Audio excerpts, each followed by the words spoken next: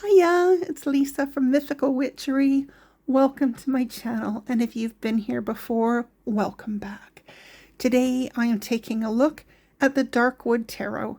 This has been on my list for quite a while, and I only just recently got it, so I'm quite excited to have a look. I've heard such good things about it. This is written by Sasha Graham with art by Abigail Larson, published by Llewellyn Publishers in 2020. I paid £30 for this, and it is listed on the box as £32 32 US dollars. So just looking at the back, entering the wood is easy. Leaving is a different matter. How will you emerge? Dare to enter the dark wood and discover your shadow self with this enthralling Rider-Waite-Smith style deck. As you take on the role of a witch, traversing the wood, each magnificent card becomes a vision of deep wisdom that guides you to a richer understanding of yourself. Examine secret desires and shadowy dreams. Explore the unknown recesses of your psyche. This captivating deck and full-color companion book lead you through the darkness and into the light that reflects your hidden talents and personal power. Now, I have heard really great things about this deck, in particular that it's really good for shadow work. So let's have a look inside and see what we think. So very typical Llewellyn style kit with the magnetic closure, a large full color guidebook,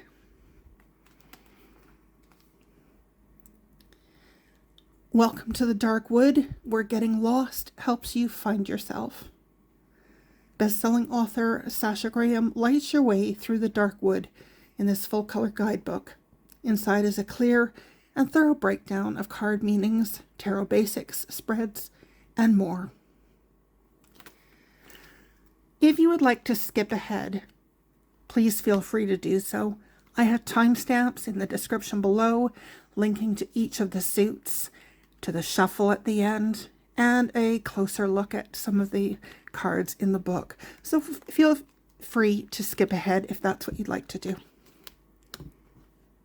And looking at the book, oh, this is cool.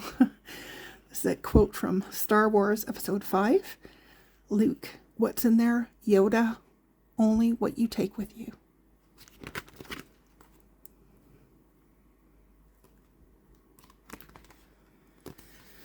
So we have the introduction, part 1, reading the wood, once upon a time, the shadow self, book of shadows, initiation, alchemical questions, enchantments, recurring patterns, the 4 suits, the royal ones, and tarot spreads.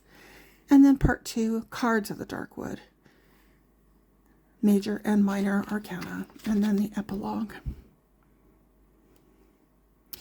So I'll just read a little bit from the start here. Dear reader, welcome to the Darkwood Tarot. The forest is ever so happy that you have arrived. It sensed your presence, felt an opening, and called to you. Its thickets and thorns were wishing, waiting, and longing for your presence. You responded to its siren song, and now it promises to reward you deeply. Pathways, visions, and delights are prepared for your adventure. Are you ready? It talks a little bit about shadow work, how shadow work is challenging. It's the exploration of the repressed, unconscious, often frightening aspects of our personality. It has quite a good write-up in the introduction here. And then my understanding is that this has a story format, which is quite cool. I like decks like that. Talks about reversals.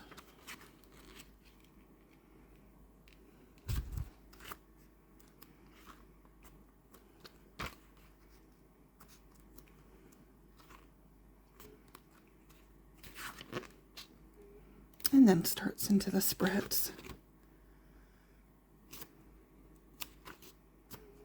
And then the cards themselves. So you get the full image of the card, full color, full page image, and a write-up. the meanings and shadow meanings.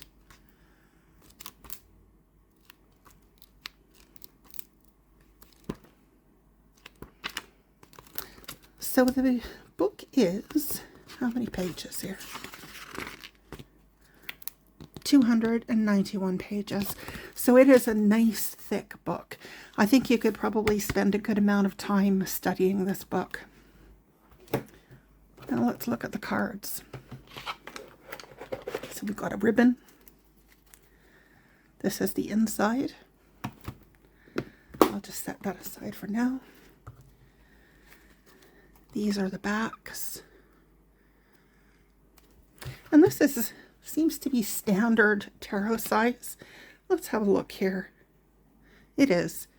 So that's 70 millimeters by just a shade under, actually.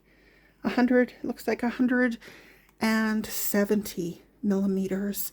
So a little bit smaller than a standard Rider-Waite-Smith card.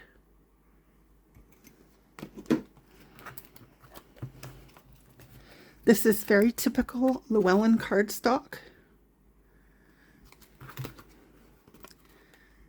Very bendy. And it is glossy. I wouldn't say it's a super high gloss, but it definitely is glossy. So now we'll take a look at the cards. I'm going to flip the camera over so we can have an overhead view. And I will be right back. All right, so starting with the Major Arcana and the Fool. And here we have our Shadow Witch. And she's about to take her first step into the dark wood. And she's got her dog companion. And it looks like possibly a feline familiar as well. I love the colors of this. They're muted. It's a fairly limited color palette. It has a bit of a darker feel to it. I like it. The Magician.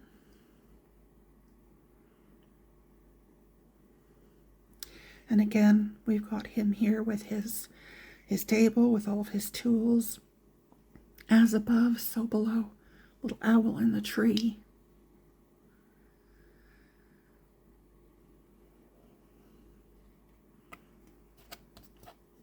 The High Priestess.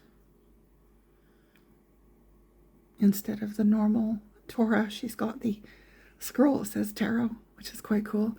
And instead of the B and the J that we normally see on the pillars on either side of her, we have D and W, presumably for dark woods, which makes sense.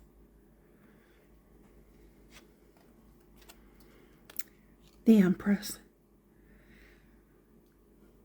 And she's presenting here, of course, as pregnant.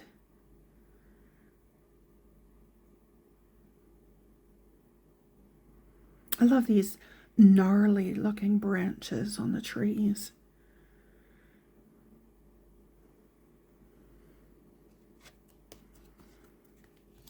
The Emperor shown here as a ram.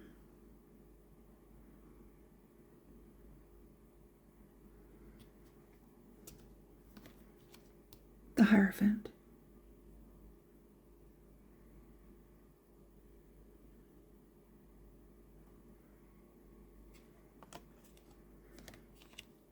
The Lovers.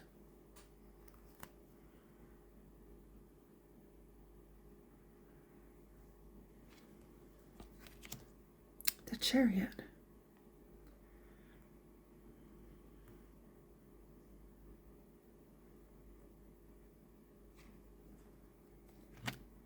Strength. This is an interesting Strength card. We have her seated here with a snake in front of her. I like the borders here too, because it's the same image, it's just a little bit darker.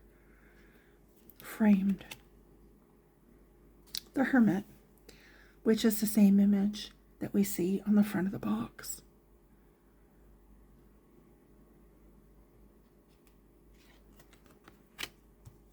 The Wheel of Fortune.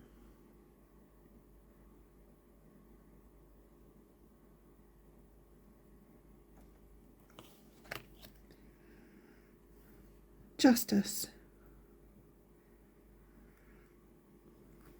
This is quite interesting. To me, this is reminiscent of what the Devil card normally looks like, with two people on their knees in front of the Devil. So this is definitely an interesting take on the Justice card.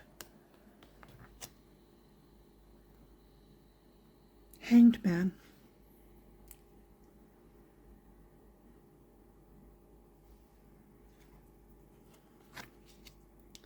Death.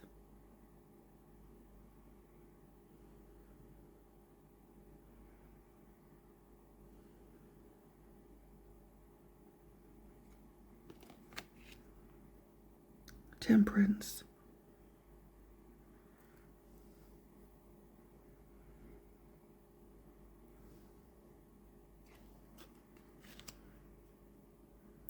The Devil.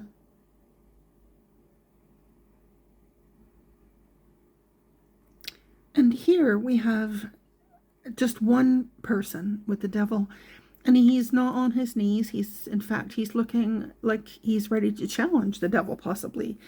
Got a sword in his hand. Almost has David and Goliath sort of vibes. Interesting. The Tower.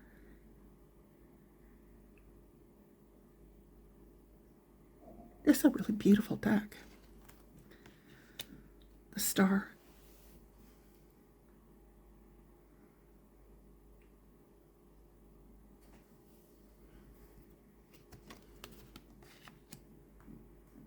The Moon.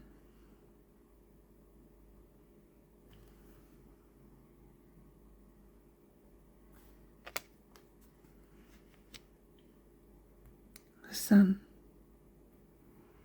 Instead of the white horse, we've got a black horse here.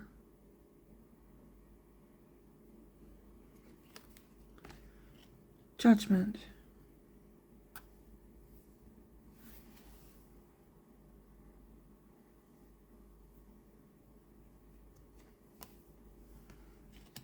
And World.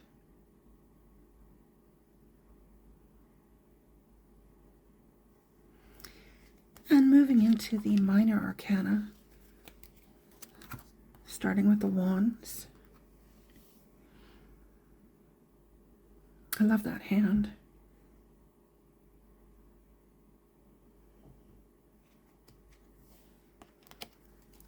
The Two of Wands.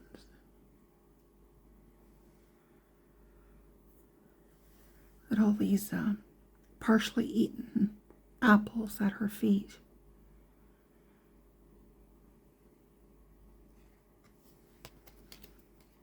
The Three of Wands.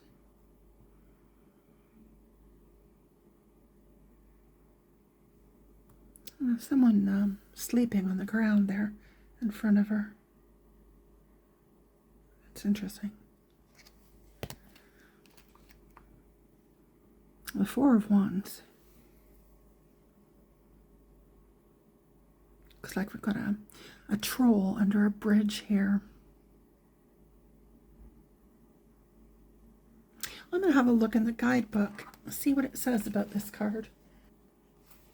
So yeah, this is Grumpy Old Troll. The troll sits near a smoky fire waiting for his dinner to cross over the bridge. Bridges are a symbol of danger and transformation.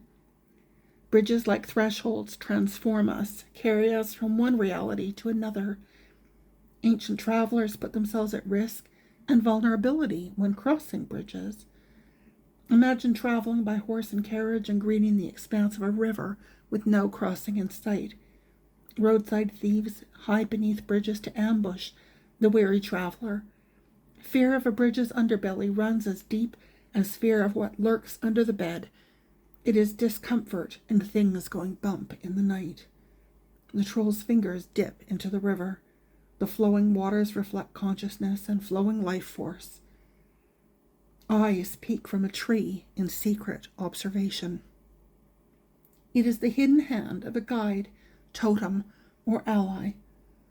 Fire smoke rises like incense.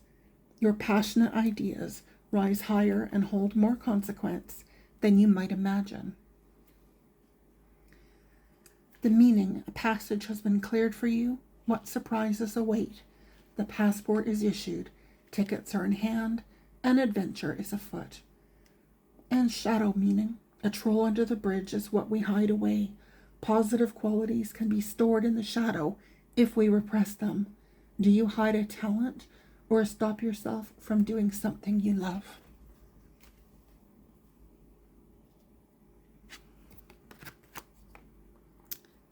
Five of Wands.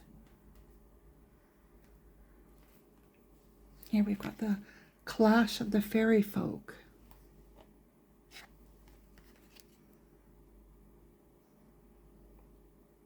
Six of Wands.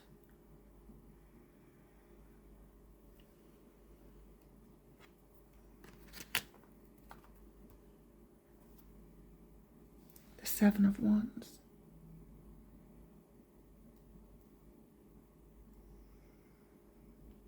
This is confronting the shadow.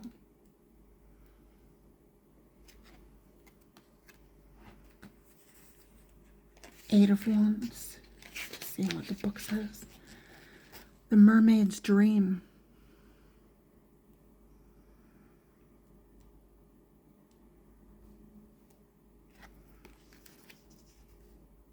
The Nine of Wands. Oh, that's scary. That's a clown. Clown crossing. The Ten of Wands. Demonic fire.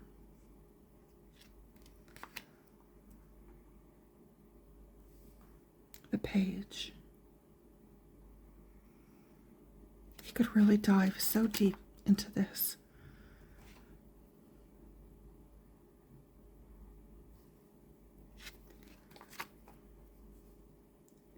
If I were to read you everything in the book, this would take hours.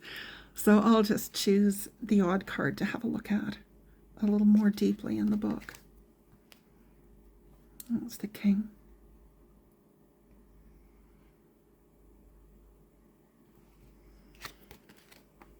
And moving into the Cups.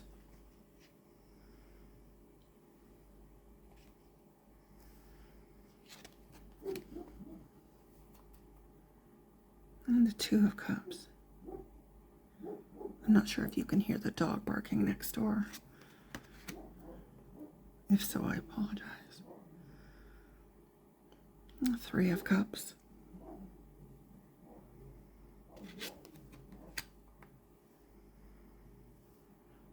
That's the Four of Cups.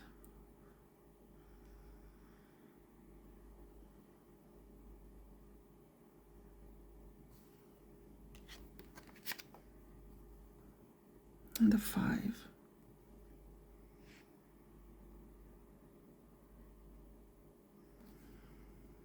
I really do like the color palette in this. Six of Cups.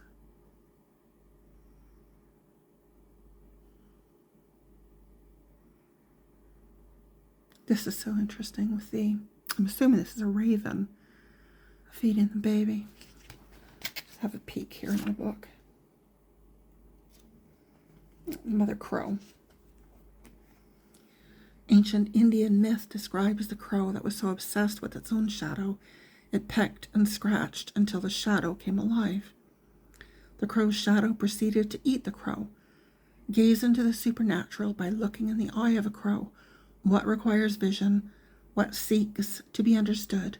What wants your attention? A woody nest supports a baby crow who lifts its head to accept the worm from its mother. Six cups balance in the branches of the tree, reflecting the calm emotional balance of the situation. White moonflowers spring from the cups, representing manifestations in the material world. Emotional growth and nurturing abound. Simple, nurturing gestures of love and caring return in karmic dividends.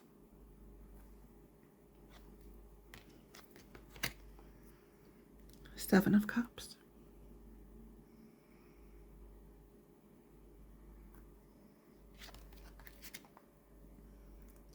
Eight of Cups.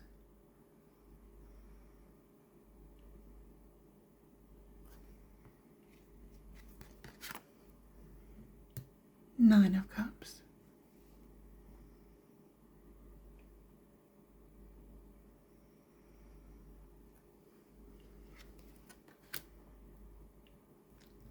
Ten of Cups.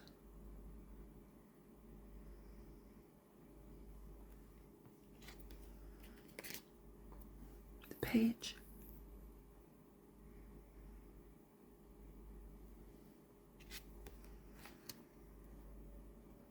The Knight. This picnic all laid out there, ready for a little romance. The Queen of Cups.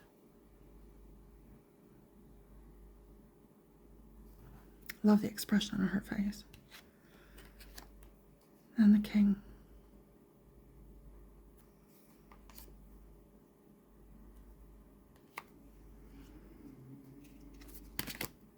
And moving into the Swords.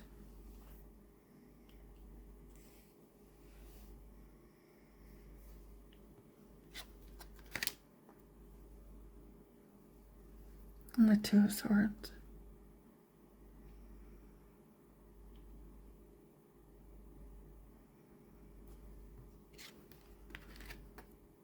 The Three. That's a bit scary. Cover the spider. Don't like spiders. Four of Swords.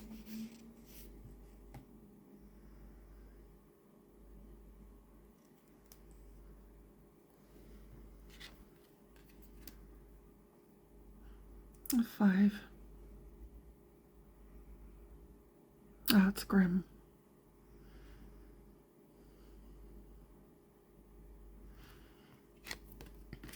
Six.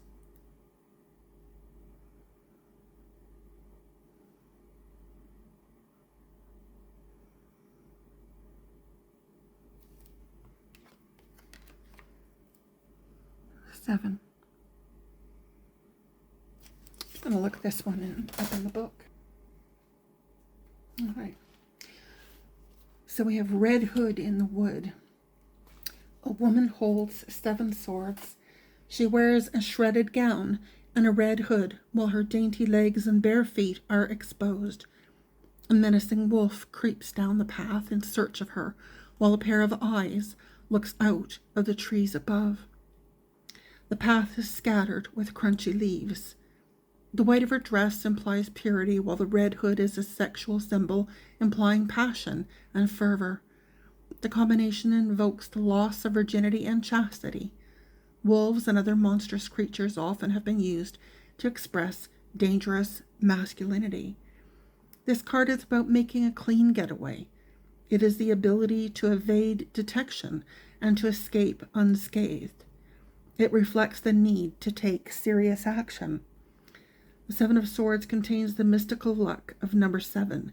It is outwitting danger and sneaking away. The path remains. The woman and the wolf chose it consciously or subconsciously. These two will rendezvous in the near future. It is their destiny. So a slightly different take on the Seven of Swords there, but still I think well within the meaning. And we have the Eight of Swords.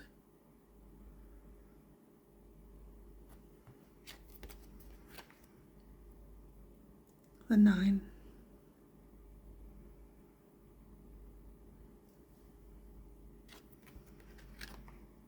Ten of Swords.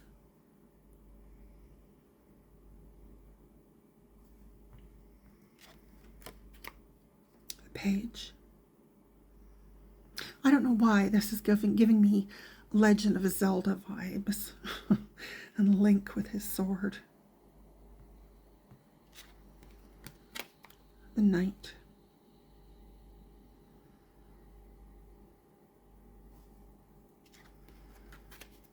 The Queen.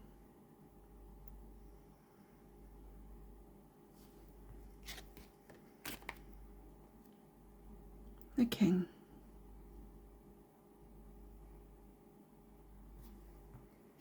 And moving into the Pentacles.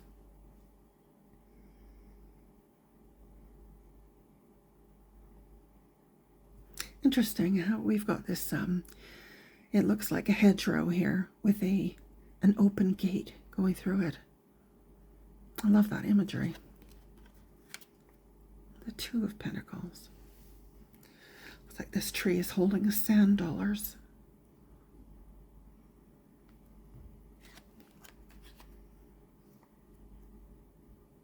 And the Three of Pentacles. Again, we have the sand dollars.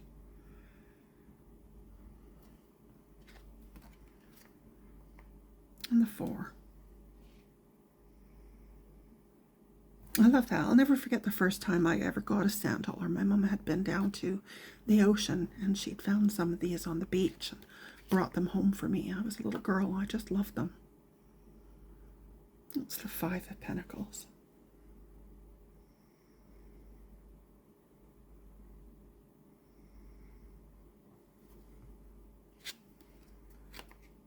And the Six.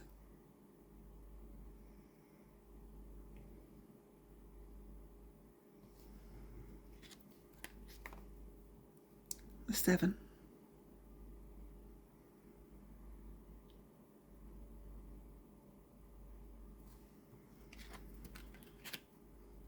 The Eight of Pentacles.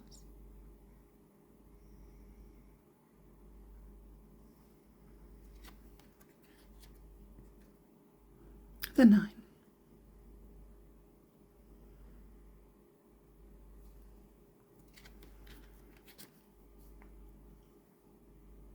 The 10.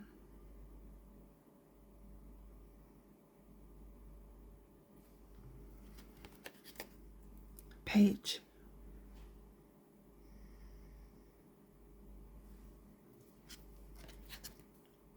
Knight.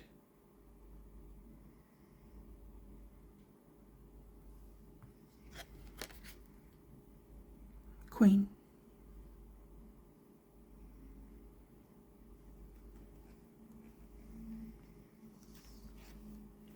And the King.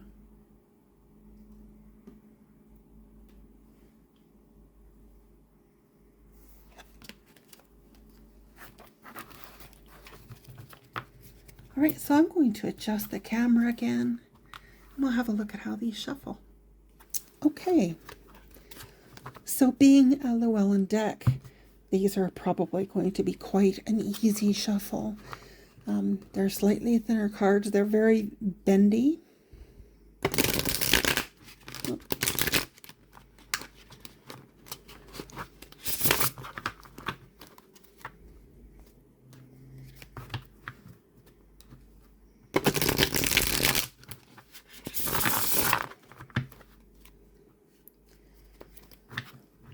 A lot of people don't like Llewellyn cardstock. I don't mind it because I find it quite easy to shuffle.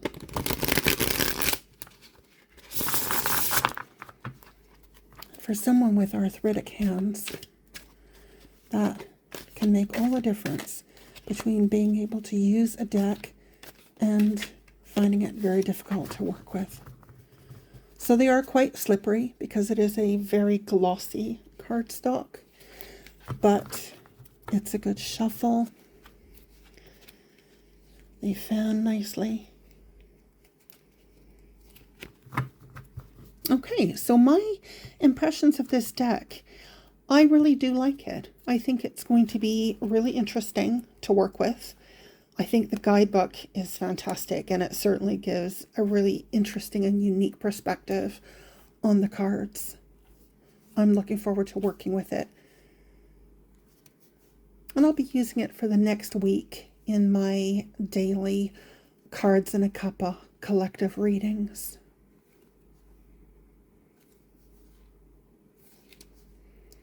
So what do you think about this deck? Do you have this deck? You've been thinking about getting it? Do you have any thoughts on it? Opinions? I'd love to hear what you think. Share your comments below the video. I read and respond to everything and always appreciate hearing what you think. Thank you so much for joining me today for this video. I hope to see you again soon. Give this video a like if you found it useful. It helps my channel to grow. Subscribe if you haven't already. And hit the notification bell if you'd like to be notified of my future videos. Thank you again for joining me today. Look forward to seeing you again. Until next time, may love and laughter light your days. Bye for now.